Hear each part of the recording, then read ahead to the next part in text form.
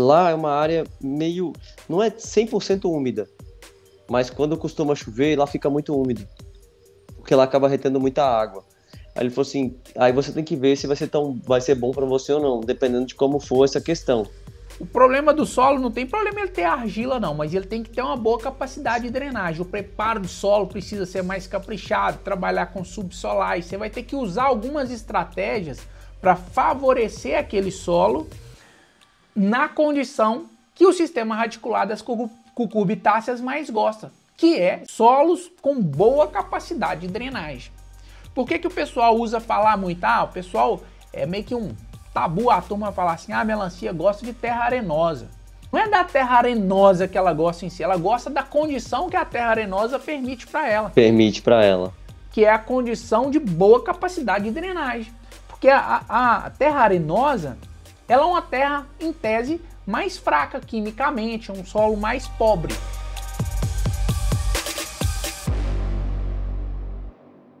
Eu anotei algumas dúvidas aqui, cara, que eu coloquei, você já me esclareceu algumas, mas o que eu vi? Eu tava vendo a questão da semente, a questão de germinação dela. Eu vou colocar duas por cova, vou colocar uma por cova, vou fazer um canteiro à parte no dia que eu plantar para repor os que não nascerem. Vamos lá, o que eu recomendo fazer? Até tem vídeo, tá? Às vezes você pulou o vídeo no material do mapa que eu falo isso aí, tá? Depois você confere lá um vídeo que eu abordo de uma forma até clara esse assunto aí, que ele é importante. Mas vamos esclarecer aí, o Iago. Olha só, cara, eu particularmente não gosto de manejo de 2 sementes por cova. Eu já expliquei isso algumas vezes no canal e vou explicar para você, cara. No meu entendimento, é melhor você adensar ela ali do que você pôr 2 plantas para brigar por nutrientes, luz, tudo na mesma área. Não faz sentido, especialmente para quem vai trabalhar com gotejamento utilizando fertirrigação. Então, de cara, isso aí é uma recomendação que eu tô te dando, cara. 2 sementes por cova não é vantajoso. Você faz aumentar a competição das plantas ali, não faz muito sentido não, tá bom? Não, sim, E aí, eu só falei com relação à questão do plantio, por exemplo, eu vou plantar. Eu não tenho certeza que 100% das sementes vão nascer. não, As vamos que lá. não nascerem, Entendi. aí o que eu vou Perfeito. fazer nas que não nascerem? Entendi. Você não Essa é a estava minha falando. questão. Entendi, agora Não estou entendi. falando de plantar duas para Por seguir a roça, cova. eu estou falando de germinação, por exemplo. Eu plantei 3.000 pés, morreu 100. A questão é repor esses 100 que morreram na hora do plantio, que a semente não germinou, por exemplo. Beleza, vamos lá. Eu entendi, contextualizou melhor a pergunta aí. E é o seguinte, quando que a gente plantava 2 sementes por cova? Isso é importante a gente entender também. A gente usava plantar 2, 3 sementes por cova, tá, Iago? Por quê? Antigamente, as genéticas que a gente tinha, cara, não eram genéticas que tinham uma padronização. Entendi. Você tá vendo que a gente tá voltando nos mesmos assuntos da pergunta anterior? Hoje, se você pegar uma variedade dessa, tá na vanguarda aí, essas boas variedades, não vou nem citar nome aqui não, cara, mas assim, as mais produzidas, né, de boas marcas, sementes de qualidade, você vai ter taxas de germinação com garantias acima de 90%. Se você tem uma garantia, ou melhor, uma padronização garantida ali de 90% de germinação, faz sentido você colocar 2 sementes por cova para depois você vir cortando uma, sendo que o pacote de semente custa 600, 650 pau? Não faz sentido. Nenhum, pô. Nenhum. Então é uma semente por cova. Em função disso que eu acabei de citar. Agora, realmente, a gente tem que garantir esses outros 10% que normalmente pode falhar ali. Tanto da parte genética, né? Vamos considerar 10% e vamos colocar mais uns 10 a 15% ali, que eventualmente uma formiga, eventualmente um grilo, alguma coisa que entrou na lavoura que vai lá e vai cortar. Normalmente, nas minhas lavouras fica... Se você seguir o material do mapa direitinho, as pulverizações lá, até aquelas antes do plantio, você vai trabalhar com os números ali, cara, na casa de 15 a 10%. E aí o que eu recomendo que se faça, tá, Iago? O seguinte, cara, faz ali uns 10, 15% de muda, para você já levar para campo mudinhas maiores ali. Para você fazer o replantio. No dia do seu plantio, você já planta ali uns 10, 15% de muda e deixa elas de stand-by. Fechado. E aí Eu pensei, você garante uma padronização da sua lavoura maior. show de bola. Show de Ficou bola. claro mesmo, velho? Se eu não tiver sendo claro Ficou? aí, pode falar, tá? Ficou. Quando eu não entendo, eu falo que eu não entendo mesmo. Eu não Não, isso escondo aí, quando eu não tem que entendo, falar não. Pode mesmo. ficar tranquilo. Eu costumo falar aí, cara, eu tenho alguns clientes de mentoria, cara. Os caras que mais aprendem é os mais chatos, é os que perguntam. Não, só aprende quem pergunta. É, ó, Só isso aprende mesmo, quem tem que pergunta. perguntar. É exatamente. Não tem pergunta idiota, não, velho. Você tá doido. Às vezes tem, não tem jeito. Às vezes tem uma outra que Não, tem. mas Às não vezes tem, tem. cara. No final das contas, a pergunta pode até parecer idiota, cara, mas se sanou a dúvida, por mais idiota que ela seja, ela cumpriu a função Não, dela, sim, né? sim. É porque às vezes a gente fala assim dessa questão de pergunta idiota, é porque cada um tem um conhecimento acerca de alguma coisa. Então, não é porque você sabe mais que o outro que a pergunta do cara é boba, mas às vezes é porque o cara também de fato não sabe o que é nada. Então ele tá começando a remar um barco e ele não sabe nem como é que é o barco. Então É tem isso esse aí. ponto de vista também. Beleza, cara, eu vi. Uma outra coisa que eu vi aqui na região, aqui em Teixeira, um adubo que a gente acha muito é o 636. O que você recomendou foi o 4828. E aí o que eu vou ter a menos aí vai ser o. Vou ter menos potássio, né? Eu vou ter de 6 para 28. Não vai impactar, não vai, eu posso manter, seguir. Porque quando Vamos você lá. vai cotar, o que que eu fiz? Eu montei, depois eu posso até te mandar como que eu fiz. Eu peguei tudo que você mandou, joguei tudo para Excel, montei, comecei a cotar tudo. Cotar de defensivo até adubo, tudo. E montar a planilha. E aí eu fui vendo o que que tinha, onde tinha, que preço tinha, né? Isso aí. Beleza, vamos lá. Cara, olha só. O adubo que eu indico ali pela formulação de base, ele é o 4288 da Yara, só que ele tem Isso. uma... Não estou recomendando que você tem que usar, não. Só estou recomendando ele que ele é um Sim. excelente adubo de fundação, não só pelas garantias que ele tem ali, cara, de macronutrientes aí, né? Especialmente nitrogênio, fósforo e potássio, que você já fez a Uhum. consideração aí e ela tá certa. O que que acontece, cara? A grande verdade da recomendação ali do Yara Basa, cara, é que ele tem macro e micronutrientes, são 8 mil, são os macronutrientes mais um monte de micronutrientes no mesmo grânulo, entendeu? Então, você Sim. está colocando ali não só o NPK, mas você está garantindo também os micronutrientes. Então, uma estratégia que eu vou te dar aí é você tentar buscar o 636 que tem na sua região aí com micronutrientes, que tem também. Hum, Às vezes ele não vai ser um adubo tão completo quanto o Yara Basa, mas quem não tem cachorro caça com gato. E até a própria é. questão financeira tá importante considerar isso aí também, tá, Iago? Uhum. Eu fiz só uma recomendação, e aí você busca Não, aquele sim, que sim. mais se aproxima de acordo com Sim. a sua realidade aí. Sim, sim, sim. Eu cotei aqui, só para você ter ideia, por exemplo, se eu for fazer do básico até o avançado, se eu for fazer um básico, tá dando em torno de R$ 1.500. Se eu for fazer um intermediário, tá dando R$ 2.800. Se eu for fazer um avançado, R$ 3.580. De, de, ma- Defensivo de, de adubos, de né? não, só de adubo, aí vem o de base, depois vem ureia, o MAP, o KCl, o nitrato de cálcio e o sulfato de magnésio. Fora Isso os aí. defensivos. Que Fora os aí vai defensivos, dar, aí tem. vai depender de como vier cada um. Deixa eu te perguntar outra coisa. Eu anotei com relação à questão das dosagens que você colocou no material. A princípio vai ser tudo com bomba. Eu vou bater com bomba. Eu não vou ter, porque o trator não vai ficar lá 100%, então eu também não vou conseguir ficar fazendo com o controle com o trator. Vai ser tudo com bomba. A questão de bomba por hectare vai depender muito da fase que eu tô na roça, né? Se eu tô no início é uma coisa, se eu tô no meio é outra, se eu tô quando já tá tudo aflorando é outra, totalmente diferente.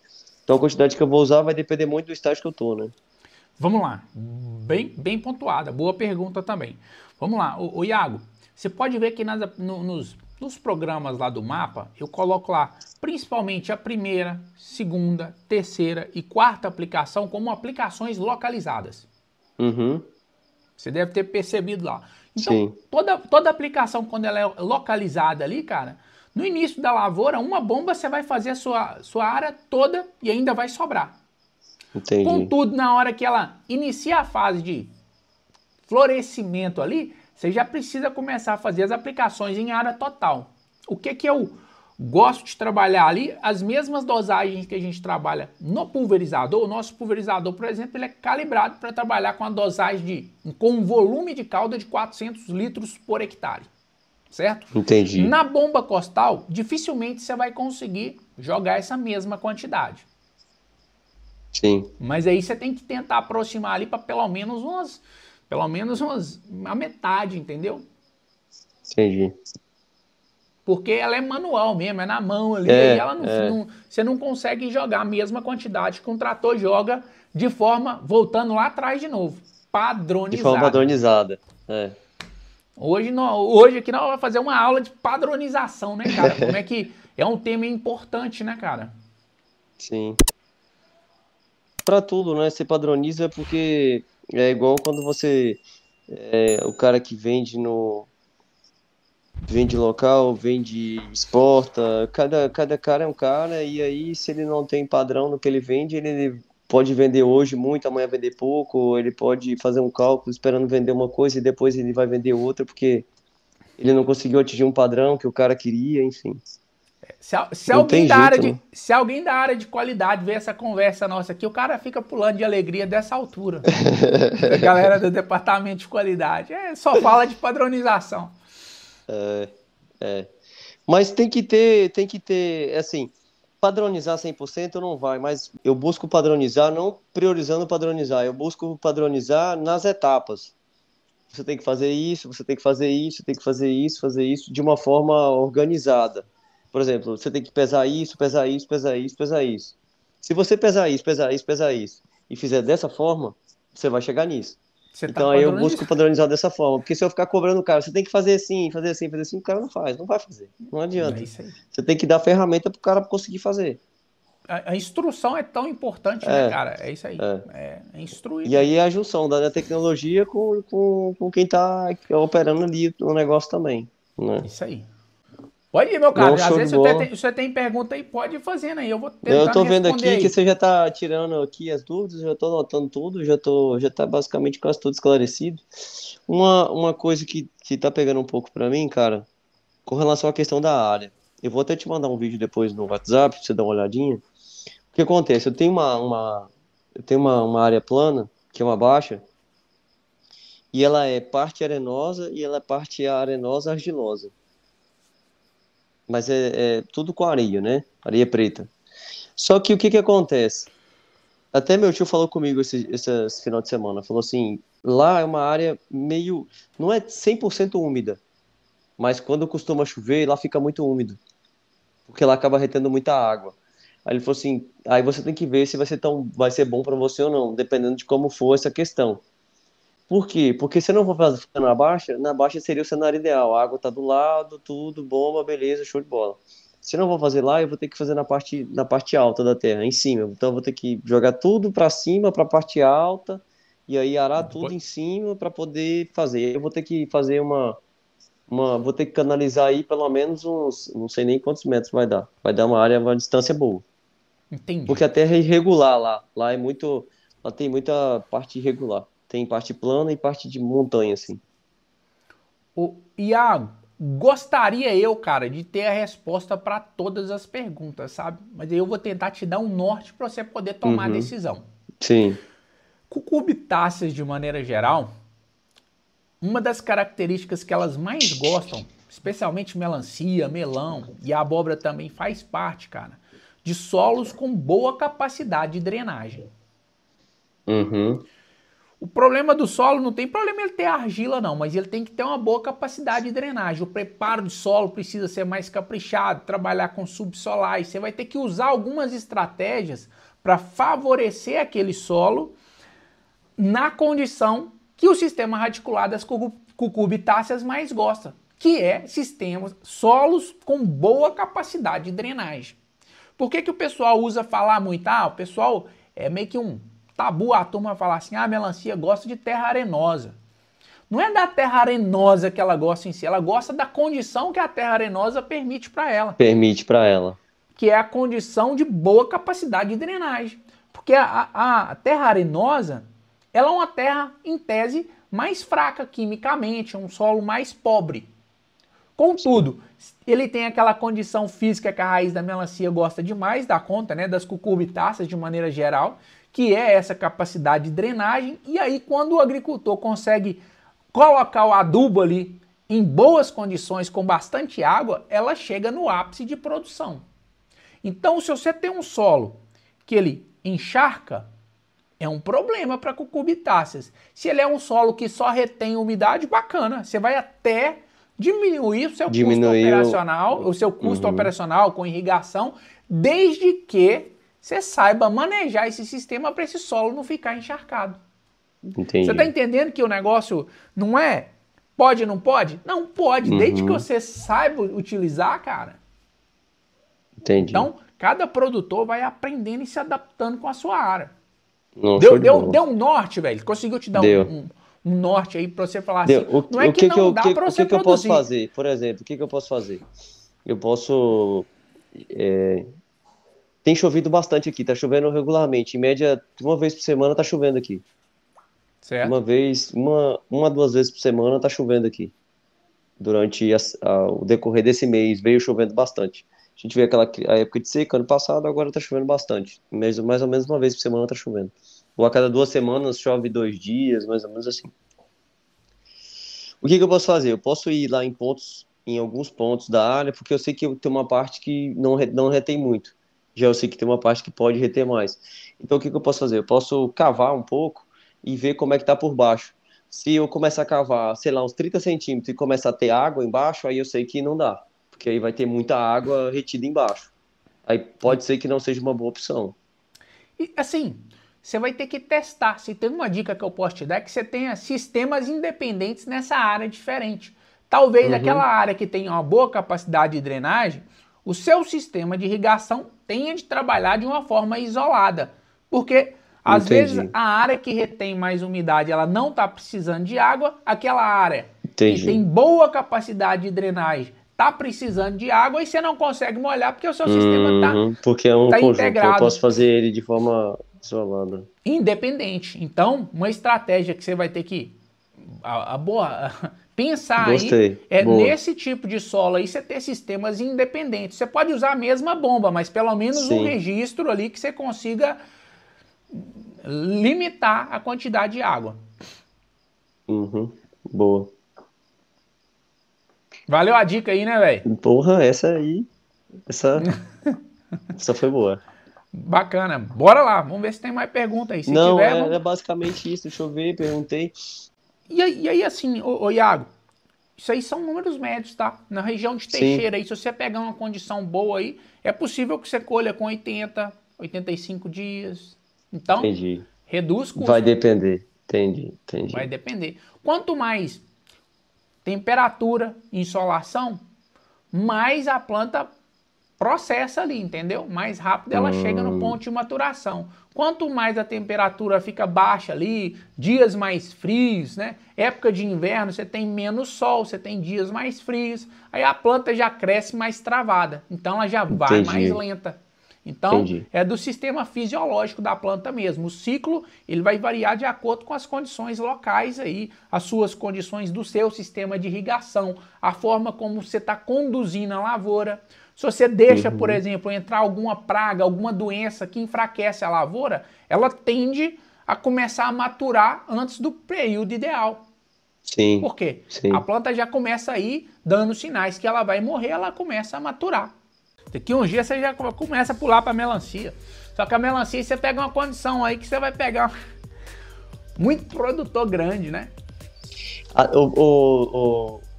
Um dos maiores produtores aqui é pai do amigo meu, o Pedro Orita. Pedro Orita. Um dos produtores mais casca grossa do Brasil, tá? Domina o assunto mesmo. Cara. Domina o assunto mesmo. Seu Pedro é antigo. Seu Pedro, eu lembro quando... O pessoal fala quando o seu Pedro começou aqui, ele começou, tinha uma fiorinozinha. E aí começou a mexer e foi. O filho dele, amigo meu, o filho dele tá nos Estados Unidos agora, não participa muito assim, é mais afastado, ele toca sozinho o negócio. Mas conheço mais ou menos, já conversei algumas vezes com o seu Pedro, mas o seu Pedro é muito antigo na melancia aqui, muito antigo.